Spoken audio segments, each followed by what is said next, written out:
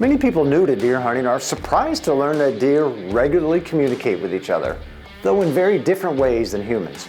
We communicate primarily through speech, whereas deer communicate mostly through senses, behaviors, and body language. While deer have the same 5 senses as humans, their senses of smell, vision, and hearing are the most important from a hunting perspective.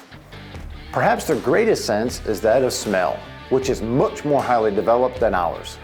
This allows them to detect predators, food, and other deer at great distances.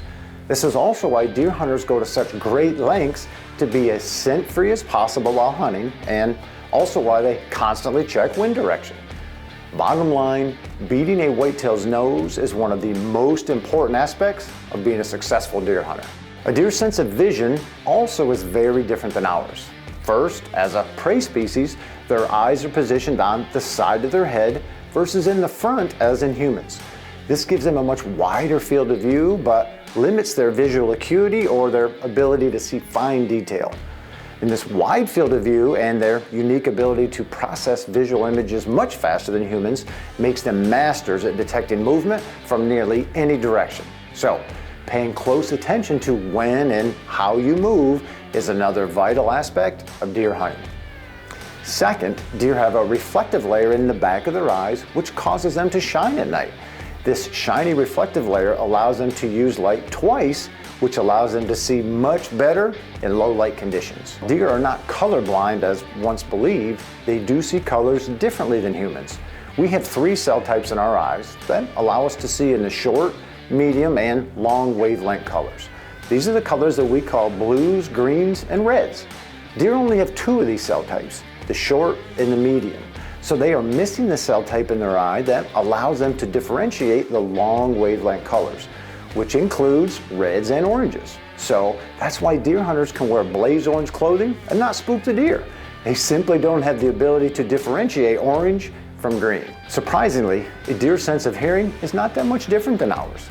They can hear about the same range of sounds, but they can hear slightly better in the higher frequencies. The big difference is that deer have large, cupped ears that they can rotate. This is not unlike us cupping our hands around our ears in an effort to hear better or determine the direction of a sound. Deer are very good at this, as they are at recognizing sounds that aren't normal in their world. So, if you can fool a deer's nose, limit your movements, and eliminate unnatural sounds, you'll be well on your way to becoming a successful deer hunter. Deer also communicate through scents produced on certain glands in their body. Today, researchers have identified 7 glands on whitetails, including 3 on the head, 3 on the legs, and 1 halfway in between on male deer only.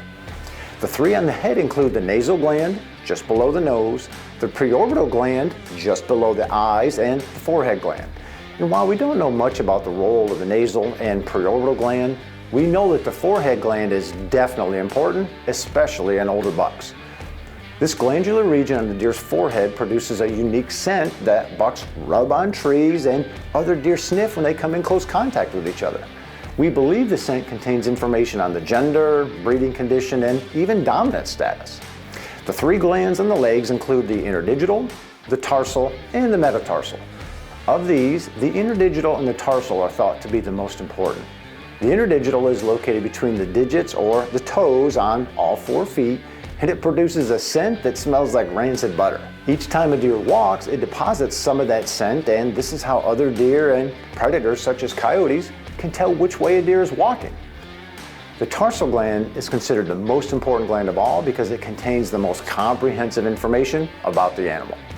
In essence, it's a deer's driver's license or social security card. Why? Well, because deer urinate on this gland, which acts like a sponge to hold the urine. And over time, this urine begins to break down from bacterial decomposition, creating a uniquely personal odor profile. All deer urinate on this gland, including does and fawns, and this is why other deer sniff the tarsal gland when they first encounter each other. So, aren't you glad that we're a visual species? The last gland is only found on male deer, and you can probably guess where. Since researchers don't know its purpose, we can discuss that one another day. Well, there you go. That's a brief overview of the senses and glands of the whitetail. The more you learn about deer biology and behavior, the more enjoyment you'll derive from hunting and the more successful you'll be.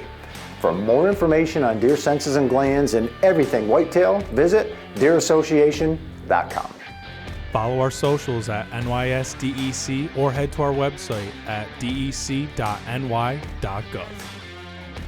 To learn more, follow us on Facebook, Instagram, TikTok, YouTube, or head over to www.deerassociation.com. This video is part of the official NDA Deer Hunting 101 online course with Today's Hunter. For the full course, go to www.todayshunter.com/Deer101. This Deer 101 digital series has been a Bearded Buck production.